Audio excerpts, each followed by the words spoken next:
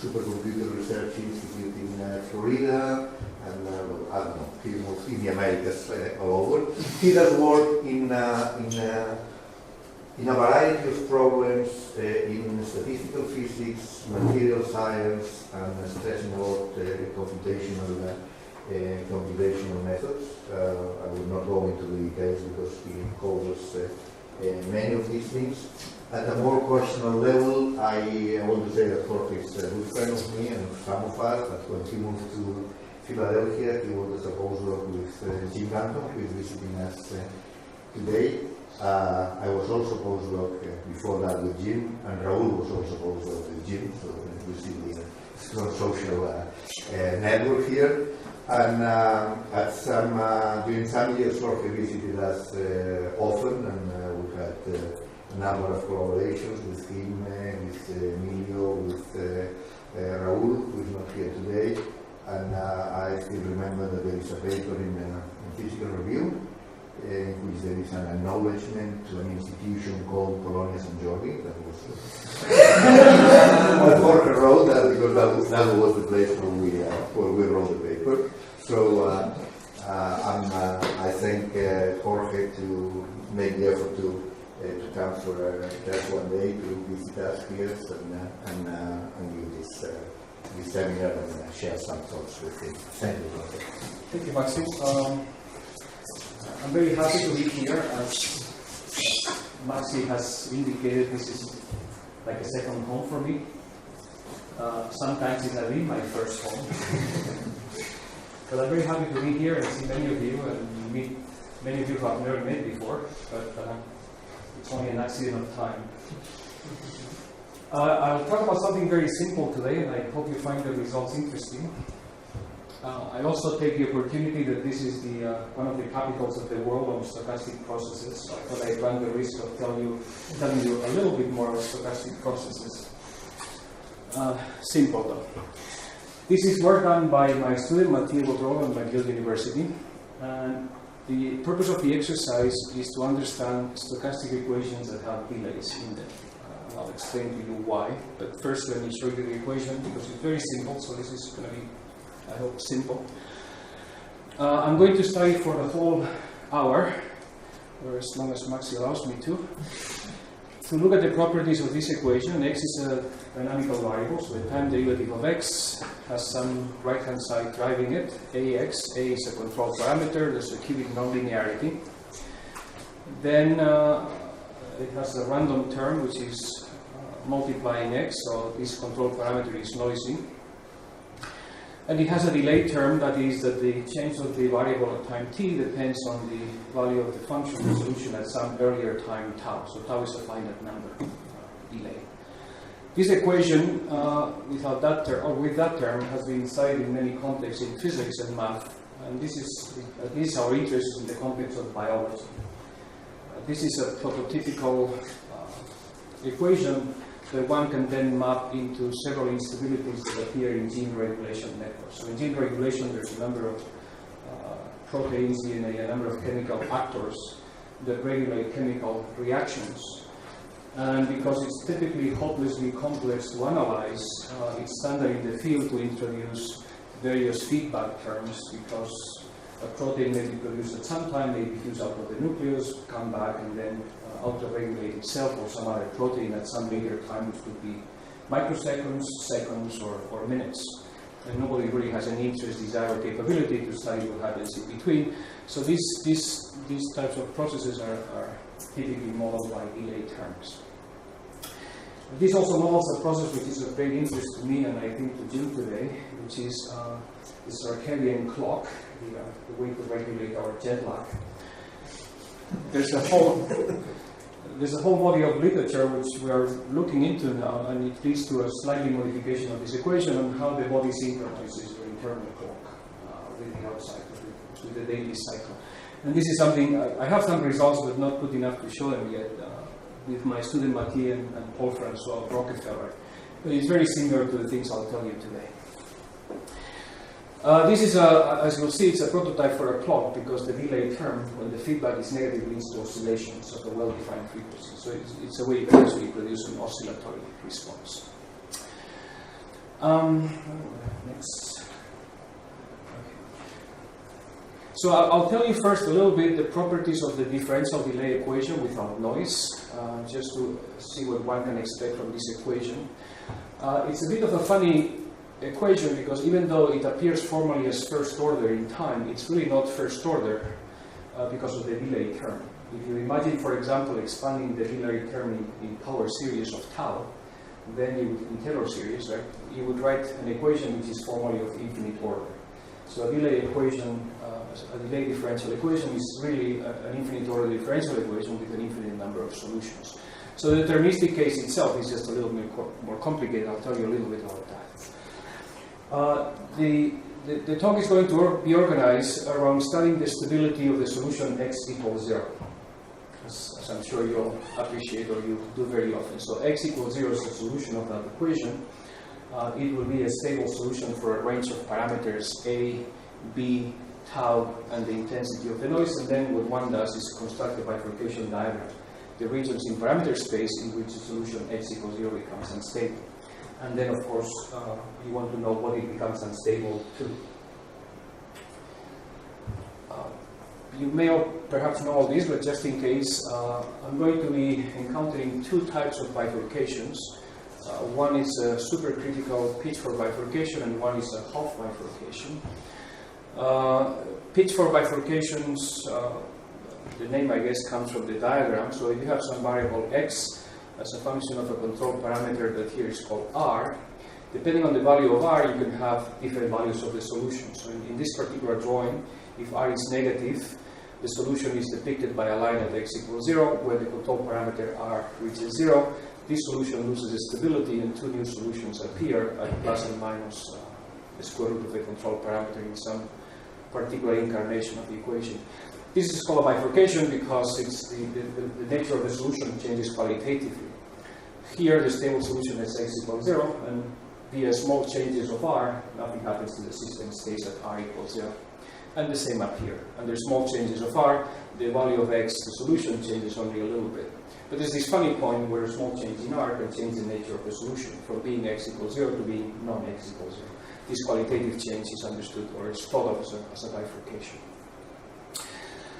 The way you detect these points is by doing a very simple stability analysis. You linearize the governing equations over x equals 0. All the exponents, the linearization leads to exponential solutions. All the exponents are negative, which means that the stable, the x equals 0 stable solution. But at some point you identify at least one eigenvalue that becomes positive and therefore signals the stability of this x equals 0. There is another class of bifurcations in which this eigenvalue, as it crosses from negative to 0 to positive, signaling the change from stable to unstable, the eigenvalue actually becomes complex. And this is just maybe a cartoonish way of saying that, but as you cross in the real axis from negative eigenvalue, negative real part to positive real part, the imaginary part is actually non-zero. And if that happens, instead of the system bifurcating to a stationary solution, it bifurcates to an oscillatory solution that oscillates at the frequency that corresponds to the axis where the real part of the eigenvalue becomes positive. So generically, here you get exponentially growing solutions that may saturate non-linearly. Here, what you get are oscillatory solutions. If this were a specially extended system, then you would expect traveling waves. So in this generally, in these types of situations, you bifurcate to waves, where series just bifurcates to growing solutions. And I'll mention both because for a differential delay equation with the same equation, different ranges of parameters, you can actually get both. You can have a direct bifurcation and a Hopf bifurcation.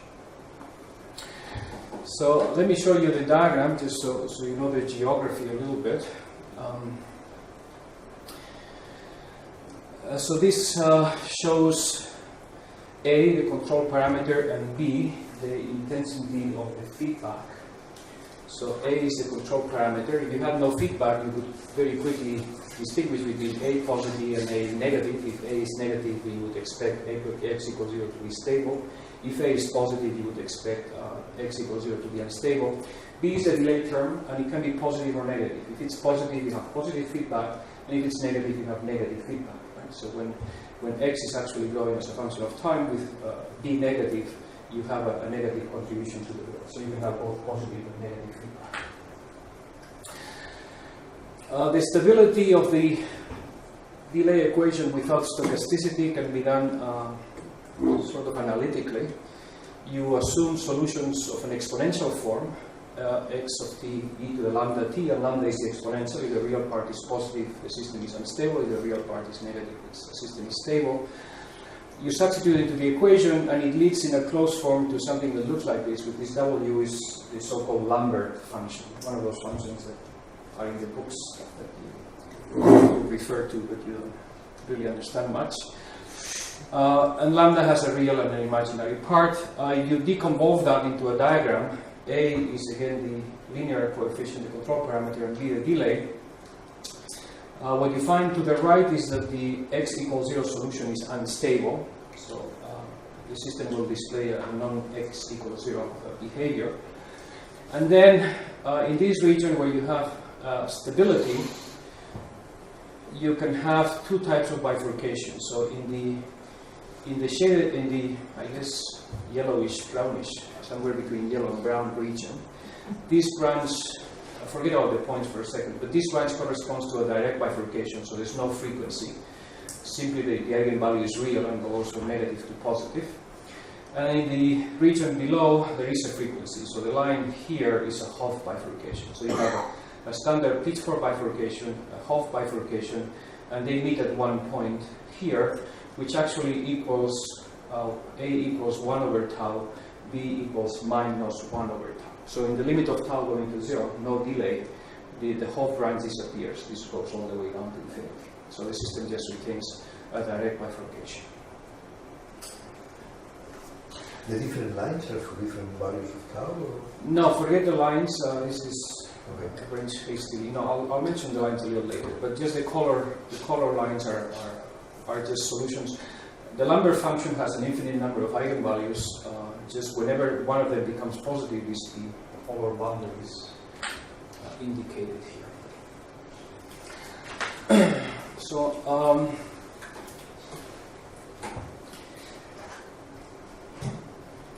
what I'm going to be doing next is try to figure out what is the modification to this diagram when you actually turn on the noise. When you turn on the noise, that is when you make this term non-zero. When you make this term non-zero, as you well know, the variable x becomes itself a random variable. And then in the stochastic parlance, what you would have is a system which is non-Markovian. That is, the time rate of change of the variable at some time actually depends on the past, what happened sometime in the past.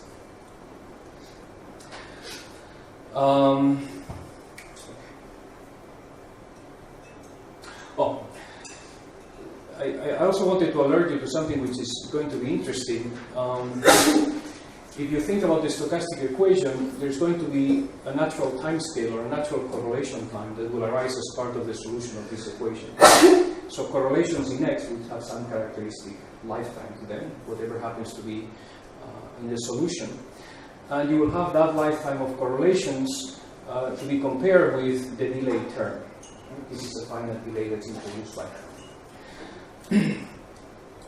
You can imagine that if the delay term is large, compared with that correlation time of the variable x, then the delay term probably can be thought of just as an additive source of noise. The dependence on the variable x is so far back into the past, as far as the correlations of x go, that this is just a source of noise, another source of noise. So the delay may just be a very simple additive noise contribution.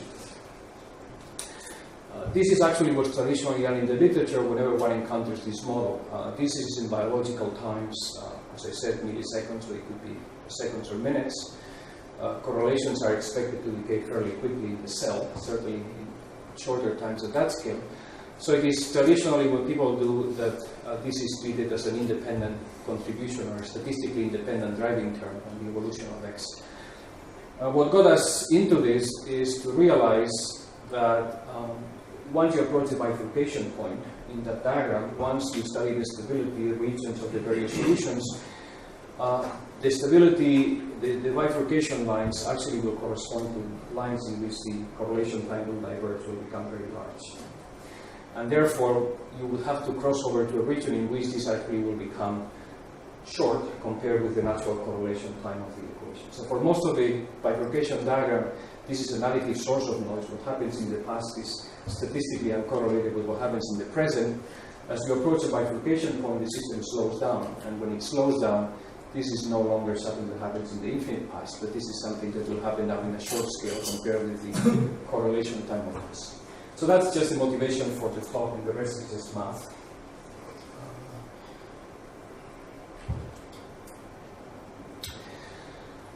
So I'll just highlight a few of the technical issues because you are experts at this more so than I am, so maybe you'll get a kick out of it. You can write, you wouldn't call it a Fokker-Planck equation, but you can write a evolution equation for the probability function of x, p of x and t in the usual way. What happens, however, is that because the initial equation has a delay in it, whenever you try to do it, the derivation includes x at time t, but it also includes x at time t minus tau. That is, you cannot have an equation that's decoupled for the probability of x and t. You necessarily have to write the joint equation for the variable x at t and the variable x at t minus tau. It's a joint two-point probability that you have to deal with. So you are careful with this. You do the usual manipulations, which I will not elaborate. At some point, this joint probability of x tau, and I will call x tau x at t minus tau sometime in the past.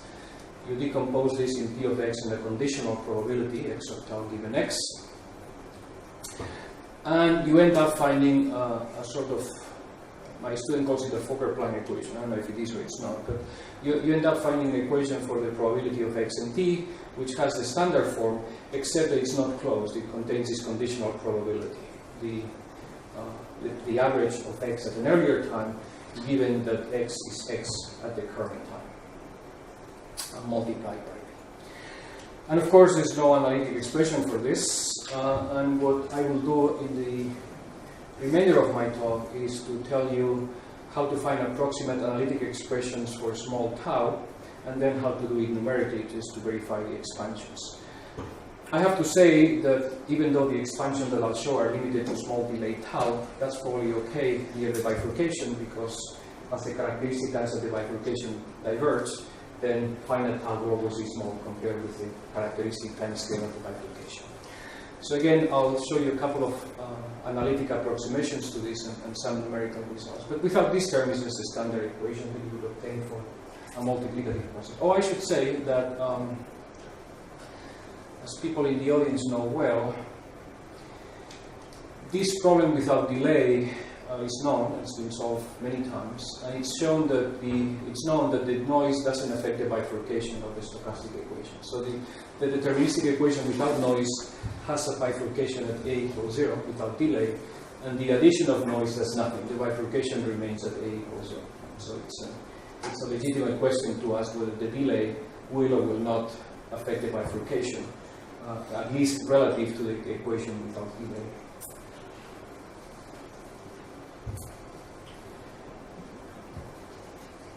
So what you do anyway, quite literally is you can expand in Taylor series. If I give you this equation, x dot equals axt plus bxt minus tau, and tau is small, any theoretical physicists know that the first thing you do is you expand x in Taylor series or on t equals 0. The t equals 0 limit is easy to see, of course. If tau equals 0, then a is replaced by a plus b. Then the first order will be a derivative, x dot. So you will renormalize the left-hand side with something that will depend on the decay. When it's stochastic, it's not that simple. You have to be careful because there are correlations induced by this term, so you have to entangle them correctly. You cannot just expand in Taylor series. But you can do the Taylor series expansion in the stochastic sense just by keeping the integrals done correctly. Sorry, don't you need an interpretation of Jesus? It's Tatolovich. Sorry, forgot to mention. Yeah.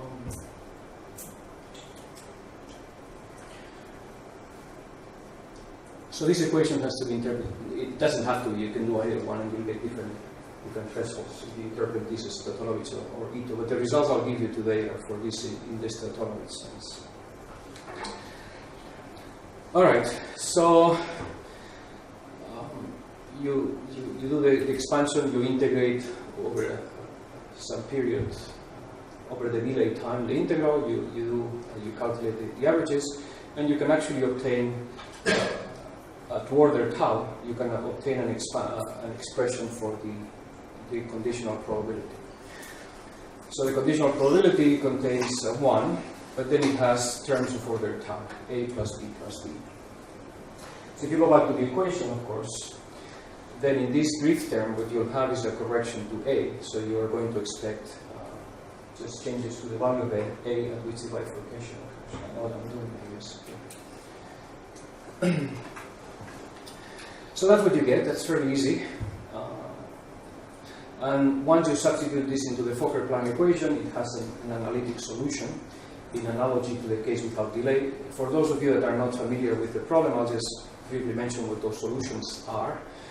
One solution that exists is p of x, a delta function at x, which means x equals 0 and only 0. So x equals 0 is a solution of the equation.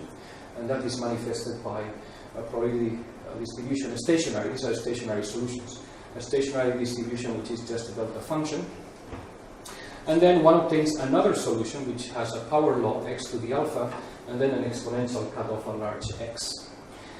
This probability only exists to the extent that it can be normalized, and the condition for this divergence at x equals 0, and the divergence cannot be strong enough not to be normalizable, and that restricts alpha to be minus 1. So therefore, the standard law in this problem is that this is the physically admissible solution for alpha less than 1. That is, the probability of x is 0. X is at 0 with probability 1, I guess. But when you reach alpha minus 1, then the probability becomes finite at finite x. So then you would have what you would call a bifurcation, because you start having some probability of x having excursions away from 0. And alpha is an analytic calculation and is given by this formula. So if you make this equal to minus 1 as a definition of the threshold, then you find that the value of the control parameter for changing from this probability to this probability is given by this formula, which reduces to 0 in the case of no delay, when you take b or tau going to 0. Okay. So in this particular setting, this conditional probability that embodies the effect of combining the delay with the stochastic correlations actually makes a shift to the bifurcation threshold. We actually did this numerically before we did this, and I'll show you the numerical solutions. These are a probability distribution function of x as a function of x in 3 different regimes of parameters. We had to write an algorithm to integrate these equations, and algorithms for stochastic differential equations arise lots of passions, so I thought I wouldn't say anything about it, just that we have one. What I have here is the probability of x as a function of x. Let me look at this one first, because that's the one that's in which it's well defined. So this is p of x, run after many, many iterations and many, many runs, hundreds of thousands or hundreds of millions or hundreds of billions, I don't know how many, at 3 different times in some dimensionless units. And what you're supposed to see is that this is very close to a power law for small x, and then it has an exponential cutoff at large x's. So this is a log-log plot. As a function of time, it does not change, and you can fit a power law here. And what we do is, when this reaches a stationary state, we fit a power law, and then I'll be plotting here the exponent alpha as a function of the control parameter. So this is for a specific control parameter. You change the value of the control parameter, you fit the exponent, and you plot the value of the exponent. Now, in some ranges of parameters, you don't reach really a steady state. These are 4 different times, and this probability keeps going down as a function of time. It keeps going down because it's trying to build a delta function, which is not shown here. These are the trajectories below threshold, in which x equals 0 is an attractor. So whenever a trajectory gets to 0, it will stop. It doesn't quite stop because there's the delay term. But there's a delta function that's being built here as a function of time, and as a consequence, the rest of the probability keeps going down as a function of time. So you can identify that this is a transient, it doesn't correspond to a stationary solution. My student found out that if you actually try to fit the exponent, even though we have no idea what the form of the solution there is, if you fit an exponent here and you plot it, you find a sort of a nice curve in which the exponent neatly crosses -1. So the ones here would be the range in which the probability actually keeps going down as a function of time. This is not a stationary solution, it's a transient state. As you go above alpha -1, they do converge to a single curve, as indicated here. And then it's not really shown here, but when A goes above 0, when alpha goes above 0, this is no longer singularity at x equals 0.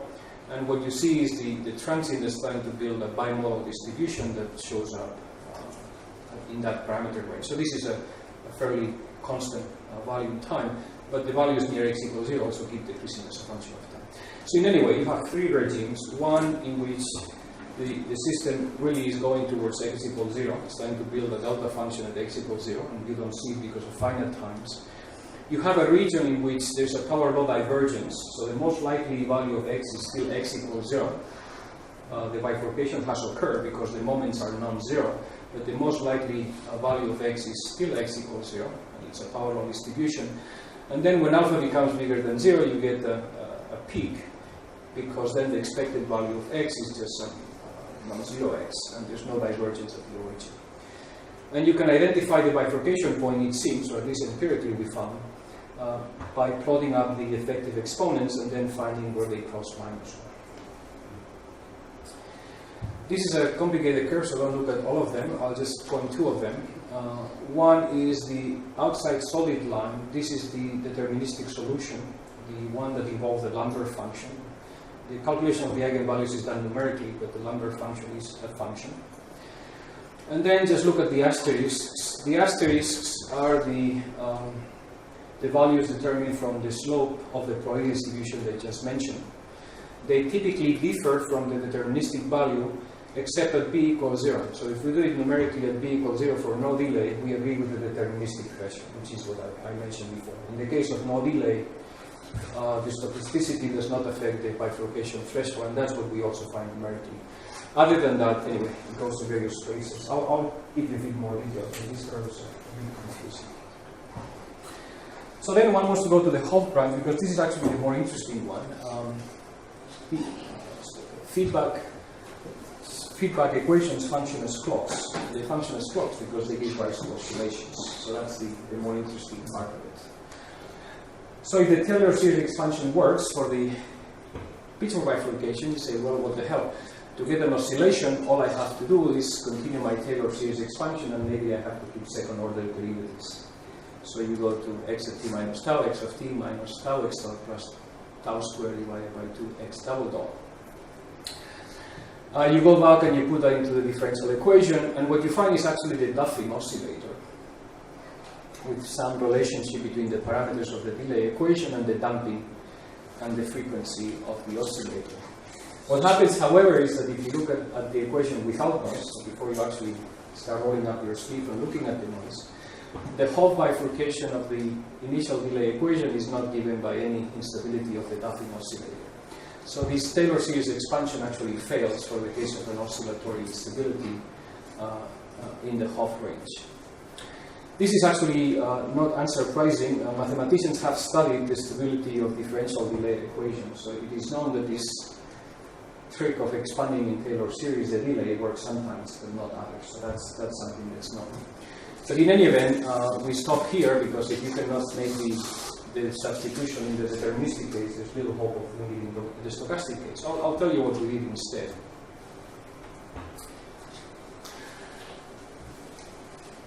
So at the bifurcation threshold, you're going to have three types of behavior. More than three, but anyway, loosely speaking. Because the system is random, you'll have relatively fast random fluctuations of the variable x. That's one. Two, the system will try to also build some periodic dependence because it's a Hopf bifurcation, so there has to be a frequency. So x has to have a component that is at least attempting to build up an oscillation of the Hopf frequency. And then you'll have, because you're at the bifurcation point, you have even longer timescale behavior that has to become infinitely slow at the bifurcation point. So all this randomness periodicity has to be somehow modulated by variations that occur in an even slower timescale. So what we've done is to try to get the bifurcation threshold is we approximate x by a superposition of two periodic functions. This omega will be the Hopf frequency of the underlying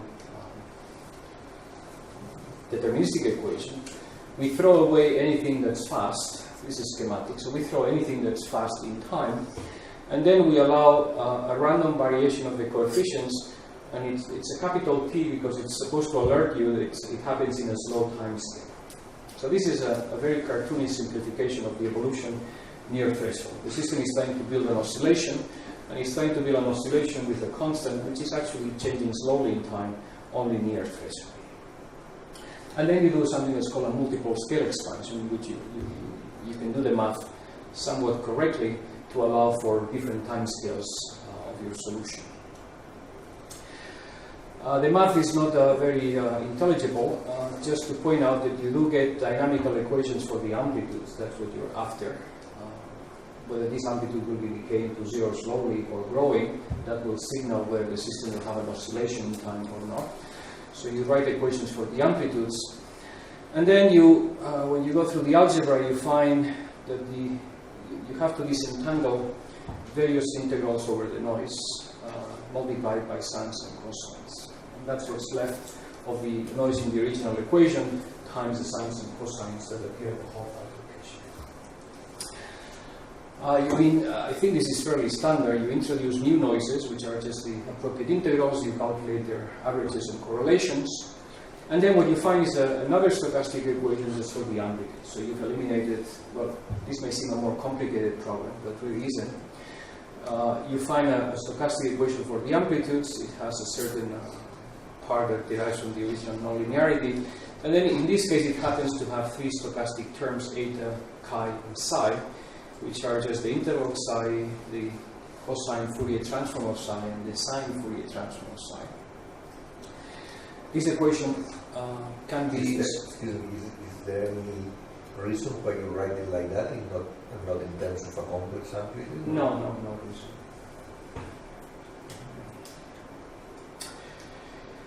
So I don't understand those noise. Are they dependent on time, and which time? I don't see the time clear.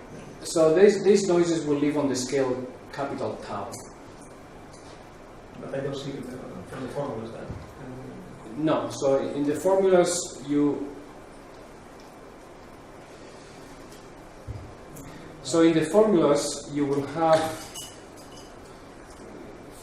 So let's look at this formula. And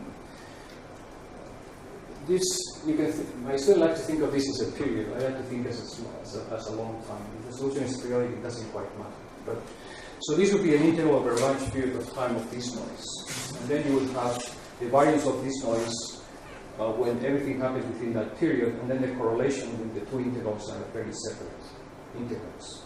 So this would be, you would have to interpret the correlations in that sense. So the correlation at the scale tau is when the intervals of integration are apart from each other. And therefore, for that reason, there's no time. It should be here if it's done the way I like to do it. It doesn't. So this works. It works. All right. The stationary solution can be found. You take the left-hand side equals 0. And it has also a power law. This is solving radial coordinates. So it goes probably back to your question, Max. You could write this as a complex exponential, and the phase goes away. And there's a similar condition for the integrability of the radial coordinate, which is that the exponent be more than -1. So that gives a threshold, which is this exponent being -1, it's exponent in the previous transparency, which gives rise to an equation like this for the threshold A sub c. So what I'm showing here is all the results for the Pitchfork branch. The numerical integration are the circles, and the line is the equation I derived earlier. The numerical circles here are the numerical integration near the Hopf branch. So this is where the system response is oscillatory. There are two sets of points. In one of them, we've calculated the probability of x straight as x oscillates. In the other one, which I think is a bit more appropriate but doesn't make any difference, is you take windows of the trajectory, you do the Fourier transform, and then you calculate the probability of the amplitude of the Fourier transform at the frequency of the bifurcation. And you use that to extract the exponent. So it doesn't make much difference. The dashed lines are this formula, so it also reads well. And here I really don't know what happens. The numerical results are probably not reliable because this is a finite frequency oscillation. When the two curves merge, this frequency goes to 0. Right? So you have a Pitchfork branch that has a real eigenvalue with a Hopf branch that has a complex eigenvalue. When they merge, and they merge means that the frequency goes to 0. So it becomes very difficult numerically to know if you have an oscillation or you have a slowly growing solution. So this is fully unreliable. What I can say is that these two curves don't cross. So we really don't know what happens here. In the deterministic case, this point is funny. As I said, when tau goes to 0, which is the limit in which we've been working, this point actually goes to minus infinity. This branch disappears. So I have no idea what happens near that point.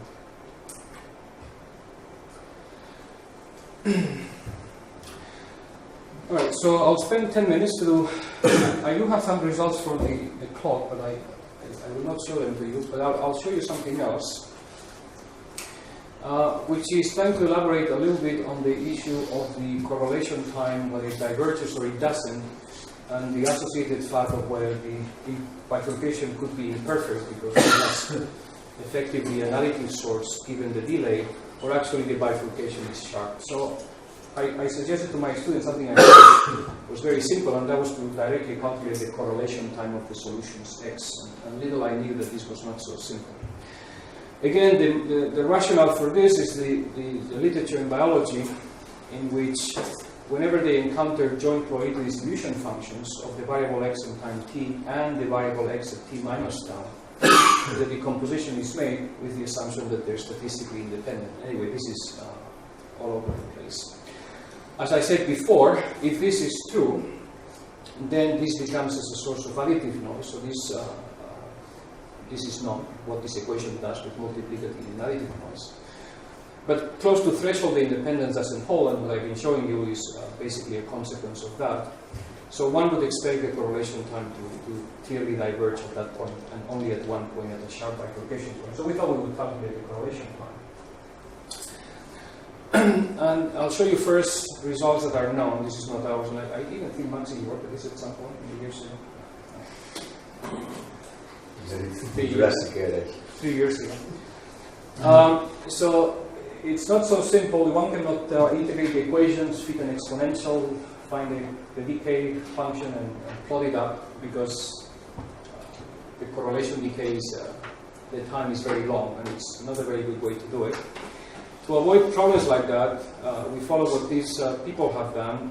You define a correlation time as an integral, and then, at least from the equation without delay, you can analytically obtain that this correlation time is given by this, where f is an integral of the stationary distribution function, and g is the form of the stochastic term. This is an exact result, even though we cannot do this exactly because we don't know in our case, we don't know, sorry. So anyway, this is an exact expression. Forget the gobbledygook. What's interesting is that, I don't think this was written in these variables, but for our purposes, what's interesting is that the correlation time diverges like 1 over a. So when a goes to 0 at the threshold, the divergence is just 1 over a. That's how it goes to infinity. And this is true for this particular problem. The integrals can be done analytically in certain limits, and then people develop some Patay interpolation, which is actually pretty good. This is just this analytic formula with the integrals calculated numerically.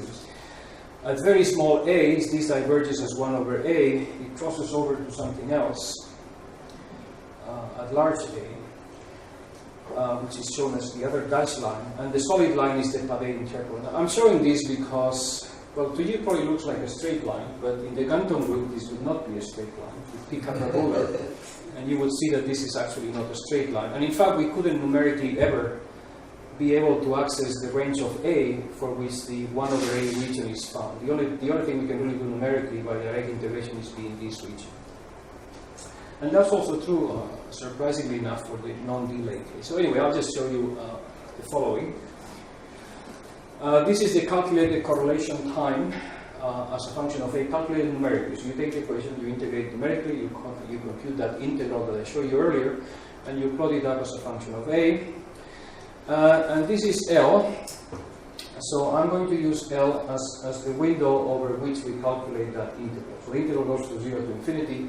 You cannot go to infinity, so you just go to a certain L, which is 20, 50, 100, 500.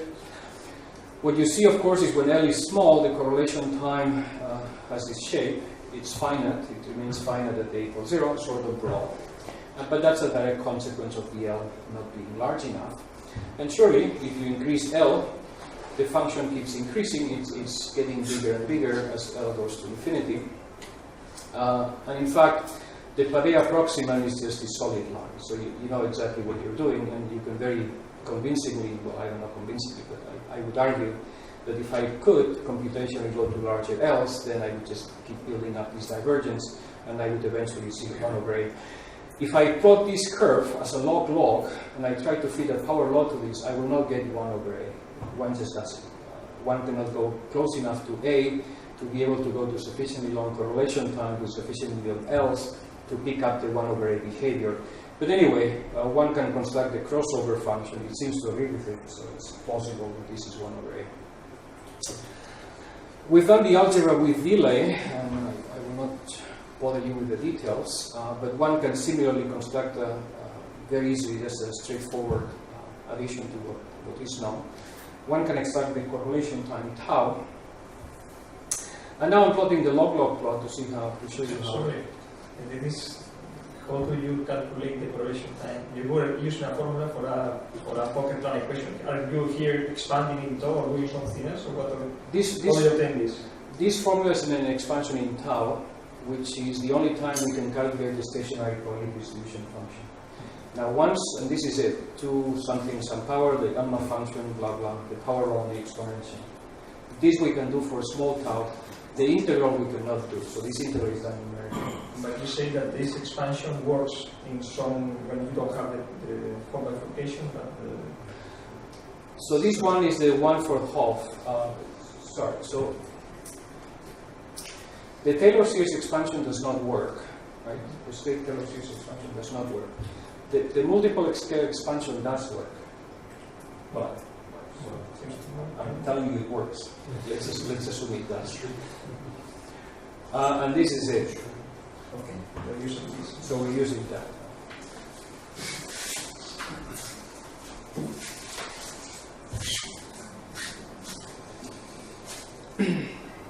So it doesn't look very pretty. The various curves are the measurement, the numerical determination of the correlation time. Sigma is the analog of A, so it's A.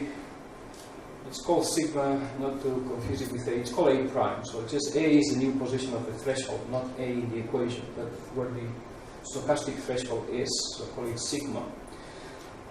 So the bifurcation will happen at sigma equals 0. And you get some dependence, which is not 1/sigma, and then all the curves cross over and become finite, so it's very hard to tell. The line here is the numerical integration of the non-probability distribution function.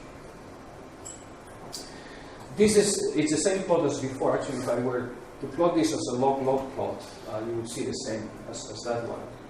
This one I believe is better, so it makes a better impression on the audience than the other one. This just makes a bad impression. So it's you have to decide whether these curves actually diverge when sigma goes to 0 or doesn't go to 0. And if they diverge, then it's a sharp bifurcation. You have the expansion you've done is justified. If it doesn't diverge, then you could argue that you have an imperfect bifurcation, and whatever I've been telling you so far is not quite right. So that we cannot do. We cannot push beyond that. What we've done is you can try another trick. which is scale variables appropriately. So if you replot the probability, the correlation time t in units of L to the minus mu some exponent, and L being the size of the window over which you calculate the correlation time. And then you also scale sigma, the distance from threshold, with L to some exponent. The same exponent, I've written the same exponent in both sides under the assumption that the divergence is 1 over the control parameter, so the exponent is minus 1. So if the exponent would be what I've shown you analytically, then these two exponents are the same. And what you can see is that for L sufficiently large, these curves agree with each other, which means that you're sort of capturing the extrapolation as L goes to infinity, even though they don't really quite diverge.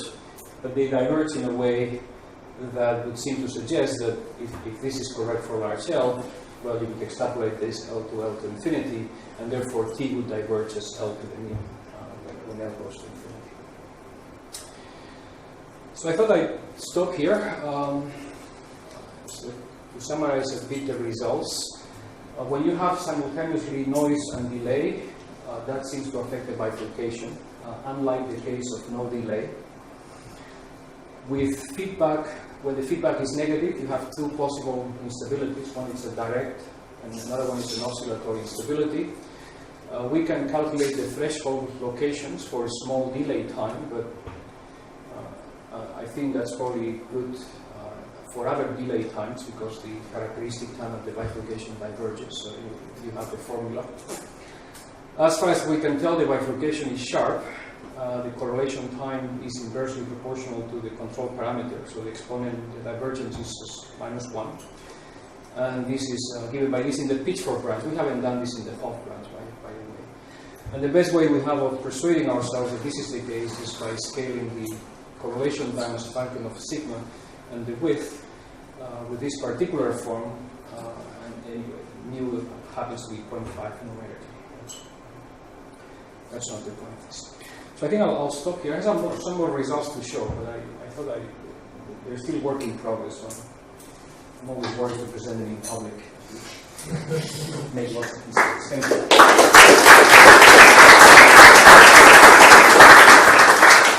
Thank you, Jorge. Questions, comments, questions? You said that the delay and noise, the compound effect of noise and delay shift the bifurcation because delay as itself already shifts the bifurcation. Well, I don't know. I don't know what I would say.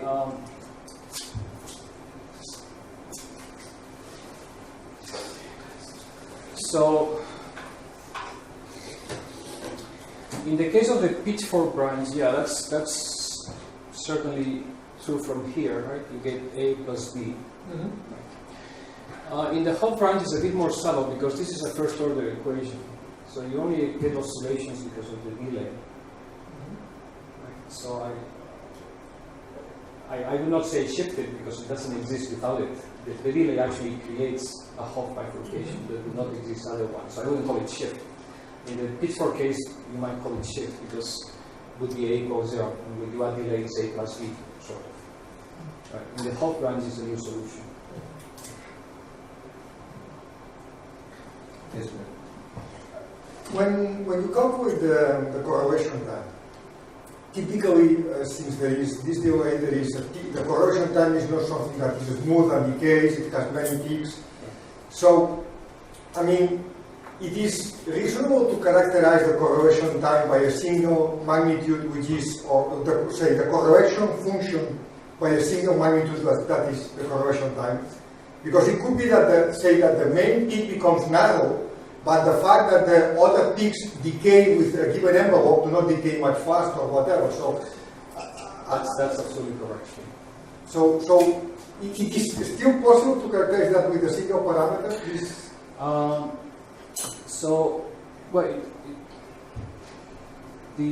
You can look at a lot of echoes. Yeah. They decay with an envelope. Well, mathematically, this is actually complicated, and I don't know I understand it. The initial condition is not an initial condition; it's an initial function. Mm-hmm. And at time t equals 0, there's a singularity, typically, because that's when you turn on the noise, or the delay. No. There's no single- The correlation in the steady state. The delay, sorry. No, you are calculating correlation in the steady state. No, I'm saying something else. So when you have an equation with delay, forget the stochastic. You have a function from minus something, minus tau to 0, that's the initial condition, which you have to put by hand. Yeah. Now, at time t equals 0, you turn on the equation. And that turn on, which can be made continuous and whatever you want. But as you go to 1 tau, that corresponds to the first derivative at t equals 0. As you go to 2 tau, that corresponds to the second derivative. If you imagine that as not as a function, but if you think of it as an infinite order differential equation which needs an infinite number of initial conditions. So by the time you get to 3 tau, you get to the third order derivative, or 4 tau to the fourth order derivative. So you end up picking up something that's similar at some point. You forget the stochastic. So when we calculate these correlation functions, you do get a bunch of echoes, which are not remnants, they are remnants of just the delay. But they seem to become fairly small. So at a fairly long time, what you see is an exponential for practical purposes. Now, how to make that more precise, I don't know. But I don't have the graphs here. You see 3, 4, 5, 6. That depends on the strength of the feedback.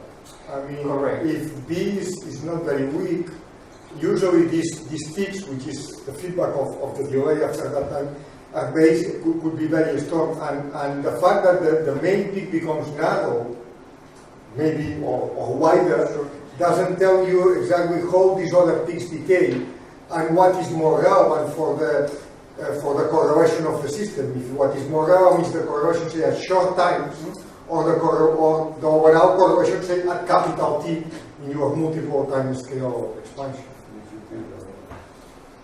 So in these cases, I don't know if what would be good is the correlation time, or how the correlation function is distorted when you cross this threshold, because that may have other signatures. At larger x, or larger time. Yeah. I had a general question, Jorge. I mean, you use multiplicative noise. In terms of the motivation, why is it multiplicative or not? And in terms of the results, how much does it change if one takes a simple additive noise? So in this equation, additive noise makes no change. The threshold doesn't change. No. With delay. With delay. In the Hopf case. Right. In both. So then you have to start asking, in the biological case, so in the circadian clock that we're looking at, the noise is multiplicative because by the just nature of the chemical reactions that are involved. And the chemical reaction then couples to a receptor that sees your sunlight, and the sunlight oscillates as a function of time, so there's a reaction rate that changes with daytime, and that happens to be multiplicative. You could also think that tau is a stochastic quantity, the delay time. Now, what you're modeling in different cases are different things. The biology is like to distinguish, like you guys used to do, and I don't know if the origin of the terminology is the same or not. They used to distinguish, or they like to distinguish the internal and external fluctuations. I haven't found any good explanation in the biology book of what they mean, other than ones are internal and the ones are external. Whatever that may be, I don't know. But typically, this is it's transcriptional noise. Something is expressed, it diffuses around, and then it promotes or represses the transcription of something else at a later time. And you could think that that is not a precise time, but a time that has a distribution of times because diffusion across the cell and various other processes. So it just complicates the math if you do it in tau, as opposed to just the cleanest case of it, which is the one with but that's what's underlying this equation. The source of fluctuations is just whatever happens in the cell, which is not under control. And a more technical thing on the Hopf case, the stationary distribution that you calculate doesn't give any information on the oscillations, and that might be contained in some probability columns. Is that something that you have looked at? Or?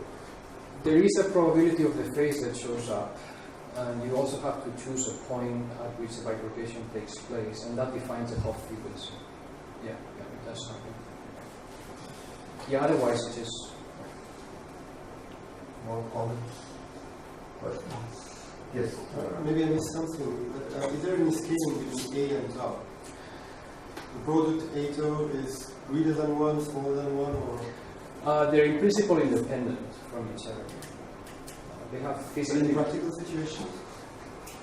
In practical situations, so A would be a chemical reaction constant, something that's created or something that degrades or something that leads to something else.